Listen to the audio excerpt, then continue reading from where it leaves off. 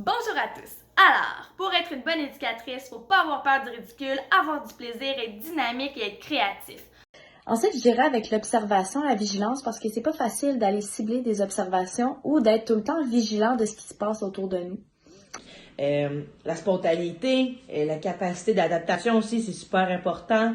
La flexibilité, être à l'écoute, être débrouillarde. Il faut être une personne organisée, avoir un bon sens de l'observation et surtout, il faut être une personne dynamique. Et je finirais par dire que ça prend notre cœur d'enfant pas loin dans notre poche.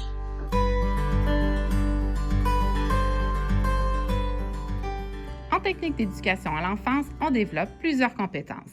D'abord, des cours de psychologie te permettront de situer les besoins à l'égard du développement global pour les enfants de 0 à 12 ans.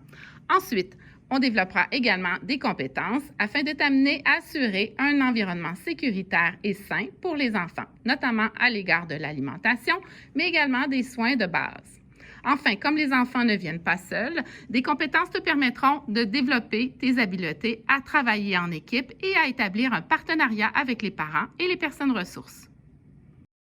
Pour ce qui est des compétences que la technique va t'amener à développer, sans aucun doute que la créativité va faire partie de ces compétences-là. Puis la communication. La communication, c'est super important dans ce métier-là parce qu'on va travailler avec les enfants, les parents, beaucoup de personnel aussi autour de l'enfant que tu vas avoir à communiquer avec. Fait que ça aussi, c'est super important. Puis la planification, mon Dieu, la planification aussi. Puis aussi la gestion du temps qui est super importante aussi. Notre but en tant qu'éducatrice, c'est de permettre aux enfants de se développer au meilleur de leurs capacités, puis on peut juste faire ça en ayant nous-mêmes une formation adéquate. Quand tu finis la technique d'éducation à l'enfance, tu as plusieurs options. Éducatrice en garderie, éducatrice en centre de la petite enfance, éducatrice en scolaire, donc des blocs de matin, midi, soir, et tu peux être technicienne en service de garde scolaire.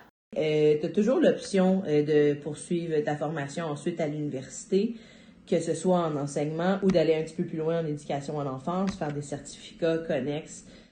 On peut aussi ouvrir son propre CPE ou ouvrir son milieu familial à la maison. Pour moi, j'ai choisi de poursuivre à l'université, donc devenir enseignante dans les écoles primaires. La technique m'a permis d'avoir des cours crédités à l'université, ce qui a fait en sorte que mon parcours scolaire universitaire a été allégé.